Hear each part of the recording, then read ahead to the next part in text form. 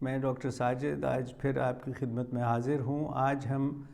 Typhoid کے بخار کے بارے میں بات کریں گے، اور خاص طور پہ جو ٹائیفائڈ کے ٹیکے کی مہم ہمارے یہاں چل رہی ہے اس کے بارے میں۔ تو پہلے تو آپ کو یہ بتائیں گے کہ ٹائیفائڈ بخار کی اہمیت کیا ہے، اس میں پیچیدگیاں کیا ہو سکتی ہیں، حفاظتی تدابیر پہلے بھی بتائی ہیں، ایک مرتبہ پھر بتائیں گے، اور جو یہ نیا ٹیکہ آیا ہے یہ لگوانا چاہیے یا نہیں، اور یہ پرانے ٹیکے سے کس طرح مختلف ہے۔ تو پہلے تو یہ بتا دیں کہ ٹائیفائڈ کی بیماری ہمارے یہاں بہت زیادہ ہوتی ہے۔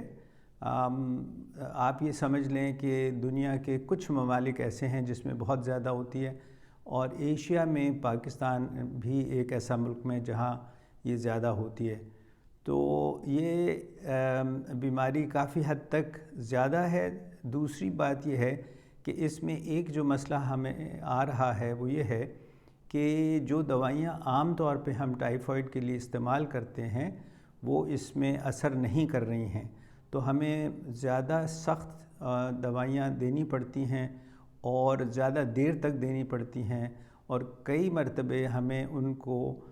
ڈرپ کی صورت میں یا انٹروینس جس کو کہتے ہیں ہسپتال میں داخل کر کے دینی پڑتی ہیں۔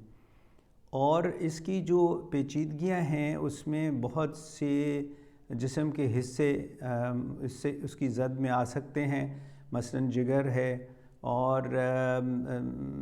دماغ ہے یا اس کی جھلی ہے، اس کے اوپر اثر ہو سکتا ہے، کبھی کبھار دل کے اوپر اثر ہو سکتا ہے۔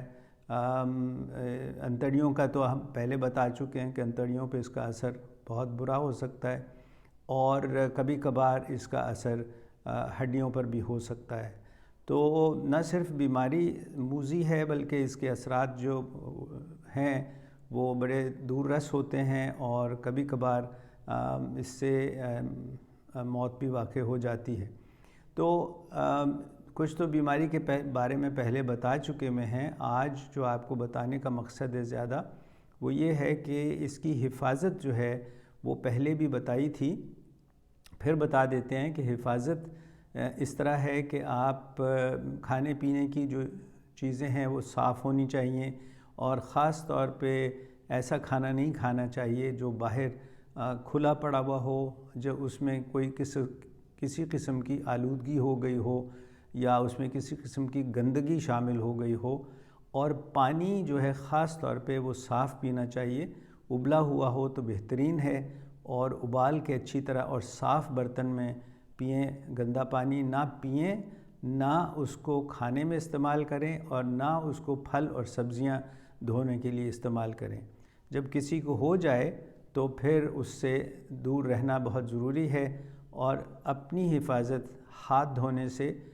خاص طور پہ جب آپ بیت الخلاء میں جائیں یا اس کے بعد واپس آ کر ہاتھ دھوئیں، اور کھانا کھانے سے پہلے خاص طور پہ ہاتھ ضرور دھوئیں۔ تو حفاظتی ٹیکے اس کے میں نے پہلے بھی بتایا تھا موجود تو ہیں۔ ایک تو ٹیکہ ہے جو یہاں نہیں ملتا، وہ اس کے کیپسول لیے جا سکتے ہیں، اور ایک ٹیکہ ہے جو عام طور پہ 2 سال کی عمر میں دیا جاتا ہے، اور وہ 2 سال کی عمر کا اچھا ٹیکہ ہے، اور وہ ہر 2 سے 3 سال بعد پھر آپ کو لگانا پڑتا ہے۔ اس میں مشکل یہ تھی اب تک کہ وہ 2 سال سے زیادہ عمر کے بچوں کو ہی لگایا جا سکتا ہے، اور اس سے چھوٹی عمر میں نہیں لگ سکتا۔ تو اب ایک نیا ٹیکہ آیا ہے جس کو ہم ٹائیفائڈ کانجوگیٹ ویکسین کہتے ہیں، اور وہ ابھی عام